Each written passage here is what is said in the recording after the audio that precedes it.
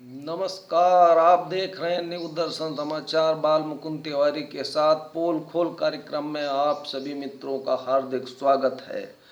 आज बहुत ढेर सारे प्रश्न मिले हैं उत्तर प्रदेश के 75 जिलों से हमारे डिप्टी सीएम उप मुख्यमंत्री डॉक्टर दिनेश शर्मा के कार्यप्रणाली पे, और खासकर चूंकि जो 80% एप्लीकेशन यूपी बोर्ड से हैं, माध्यमिक शिक्षा से हैं, उससे रिलेटेड कि जैसा कि सूच्य हो सर्वविदित है कि 2019 में उत्तर प्रदेश माध्यमिक शिक्षा परिषद प्रयागराज द्वारा नवीन मान्यताएं जो हाई स्कूल कक्षा 6 से 10 तक और कक्षा 11-12 में जैसे साइंस है, आर्ट है, कॉमर्स है, कृषि है, इस तरीके की मान्यताओं की बैठक हुई थी, जिसमें सेल्फ फाइनेंस के खासकर वित्त विहीन के हमारे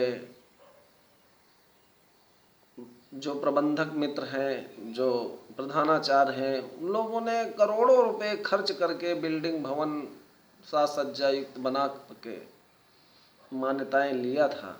अपितु उस पे एक मंत्री जी का हस्ताक्षर होना था, जिसे वो टेक्निकल भाषा में अनुमोदन अप्रूवल कहते हैं।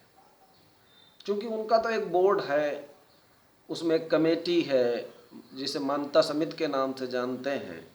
उसमें डायरेक्टर, सेक्रेटरी और एडिशनल सेक्रेटरी, अपर सचिव जो क्षेत्रीय रीजनल ऑफिस के अपर सचिव होते हैं, और उसमें कमेटी बना करके और वो संस्तुत देते हैं कि मान्यता होगी कि नहीं होगी।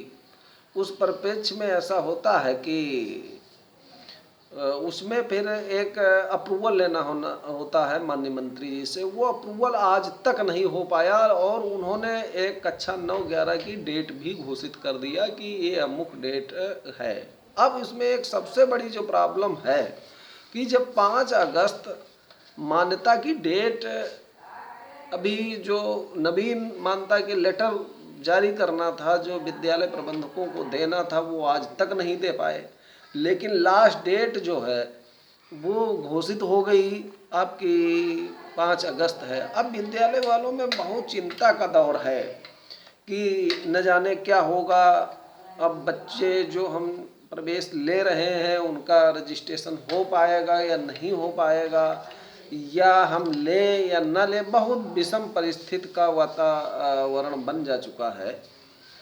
तो अब ये मंत्री जी की जो कार्यशैली है, ये उदासीनता है, इसको क्या ईमानदारी की संज्ञा दी जा सकती है? क्या ईमानदारी का घोतक हो सकता है? ये एक बहुत बड़ा प्रश्न है। ये अक्सर देखा गया कि भारतीय जनता पार्टी में माननीय प्रधानमंत्री जी ये कांग्रेस को तो कोसते थे कि कांग्रेस अक्सर प्राय रूप से फाइलों को लटकाती है, भटकाती है, अटकाती है। लेकिन ये क्या है? ये फाइलों को लटकाना, भटकाना, अटकाना नहीं हुआ। एक साल से आप फाइलें अनुमोदित नहीं कर रहे हैं, इधर उधर वो घूम रही हैं फाइलें, और 5 तारीख आपने लास्ट डेट घोषित कर रखी है कक्षा 9-11 की, आज तक आप उनको लेटर नहीं जारी कर पा रहे हैं। ये क्या है? ये भारतीय जनता पार्टी में एक संस्कृति बन गई इनकी सरकार में कि जो अधिकारी जितना ज़्यादा उत्पीड़न कर सकता है जनता का, जितना ज़्यादा डिस्टर्ब कर सकता है, जो काम नहीं करता है, वो ईमानदार कहलाता है। क्या ये भ्रष्टाचार की परिभाषा ये सही हो सकती है कि आप किसी को तंग करेंगे या कारण, आप समय से काम नहीं करेंगे? फिर जनहित गारंटी अधिनियम क्या है? फिर जो सिटीजन चार्ट है उसका क्या है? ये सब कानून मतलब बेकार हैं क्या, जो पूर्व में बने हुए हैं 2011 में, कि इतने दिन में ये काम होना चाहिए, इतने दिन में ये कार्य हो जाना चाहिए, बाकायदा उसकी डेटेड प्लान चार्टेड हैं ना, जिसको हम वो बाकायदा जनहित गारंटी अधिनियम के नाम से जानते हैं। तो मामला ये है कि इनके सरकार में उन लोगों की बहुत बल्ले बल्ले है जो कामचोर टाइप के ब्यूरोक्रेसी हैं या अधिकारी गण हैं। वो ये सो करते हैं, मैं बहुत ईमानदार हूँ, देखो मैं बहुत छान बिनान करके काम करता हूँ, और मतलब जब बिल्कुल ना करवा देता हूँ तब हम हस्ताक्षर करता हूँ किसी काम पे। शायद भ्रष्टाचार का मतलब भ्रष्ट प्लस आचरण, उसमें आचरण भी, आचारः परमो धर्म आचारः परम तपा आचारः परम ज्ञानम आचार किं साधते, अर्थात आचार विचार से क्या नहीं सिद्धि मिल सकती। तो ये जो आचार विचार हैं ये दूषित हैं, ये भी भ्रष्टाचार का है। ये भ्रष्टाचार की परिभाषा बदल दिया इन लोगों ने। इनका कथन है कि भ्रष्टाचार का शाब्दिक अर्थ होता है कि ये उसमें जो है वो शायद जो लेन देन होता है आर्थिक, वही भ्रष्टाचार है। लेकिन अगर आपके आचरण, आपके विचार भी भ्रष्ट हैं तो वो भी भ्रष्टाचार के श्रेणी में आता है, ये बिल्कुल क्लियर है। तो अब ये बताइए, ये कक्षा 9-11 वाले रजिस्ट्रेशन कैसे भरेंगे? इनके बच्चों को जो छात्रवृत्ति मिलनी थी समाज कल्याण से, पिछड़ा वर्ग कल्याण से या अल्पसंख्यक कल्याण विभाग से, उन लोगों को कैसे मिलेगी, क्या होगा? उनकी भी लास्ट डेटें समाप्त होने वाली हैं, इसका जवाब कोई देने वाला नहीं है। और मंत्री जी अपने, उनकी एक अलग छवि है कि भाई डॉक्टर दिनेश शर्मा जी हैं, वो काम न करने के ही नाम से जाने जाते हैं।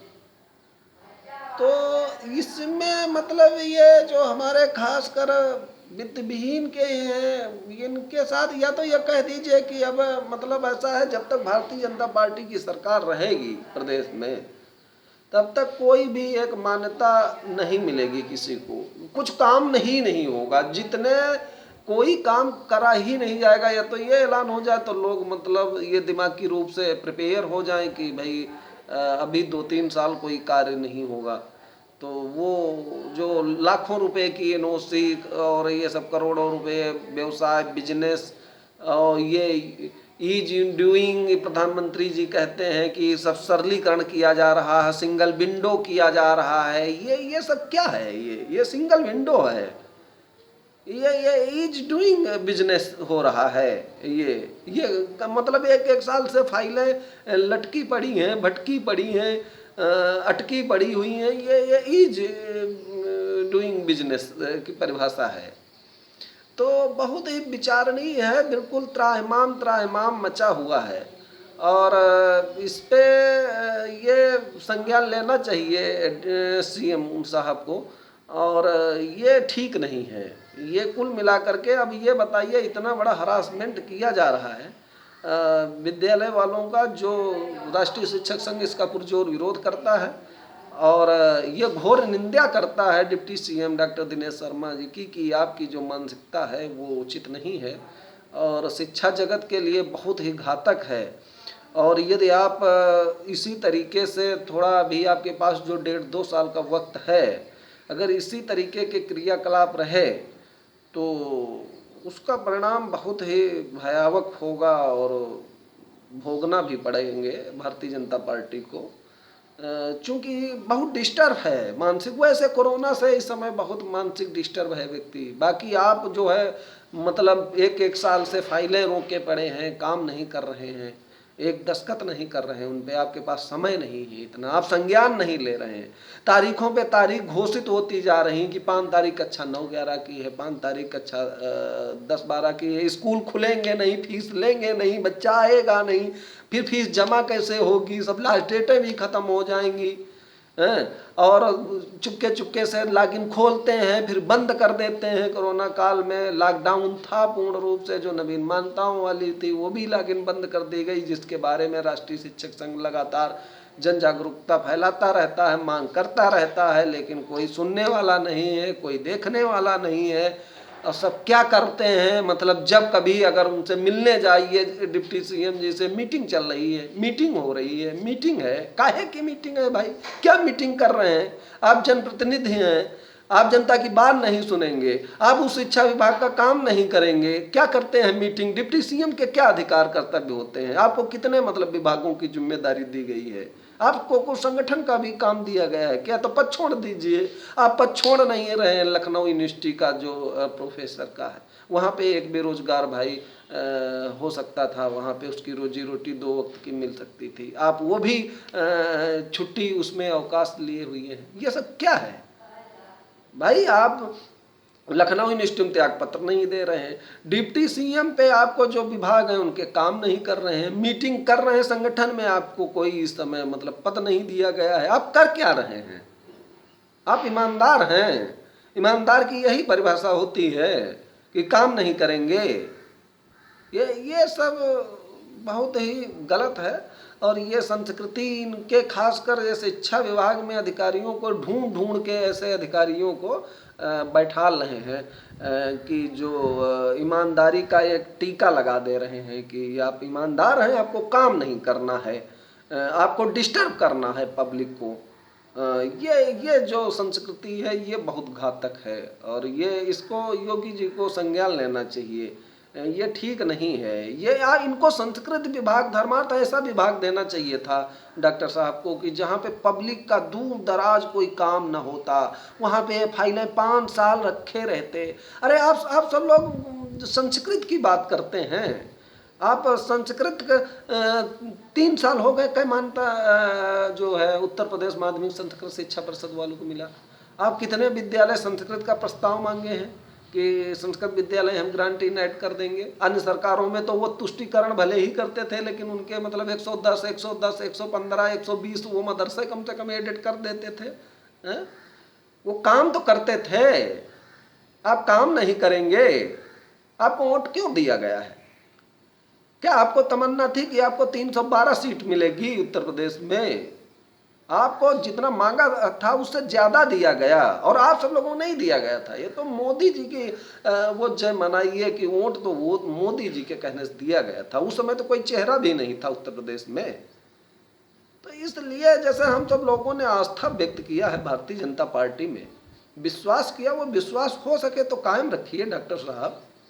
ये बहुत ही गलत तरीका है कि आप काम नहीं कर रहे हैं, सालों से फाइलें लटकाए रखे हैं और रिक्वेस्ट प्रार्थना आपके लिए कुछ मायने नहीं रखता है, आप मीटिंग करते हैं। ये सब है क्या? ये बहुत गलत है और ये तरीका मतलब अच्छा नहीं है और ये स्वस्थ लोकतंत्र के लिए भी अच्छा नहीं है।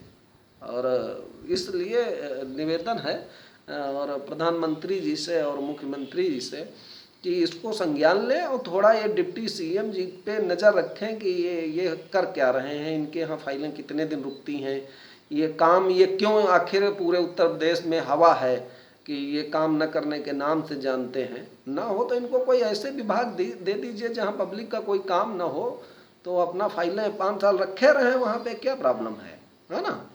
तो इसलिए अगर ये दोस्तों ये वीडियो हमारा पसंद आया हो तो आप सब लोग इसको ज़रूर लाइक करें, सब्सक्राइब करें और इसे के जय शिक्षक समाज, जय भारत।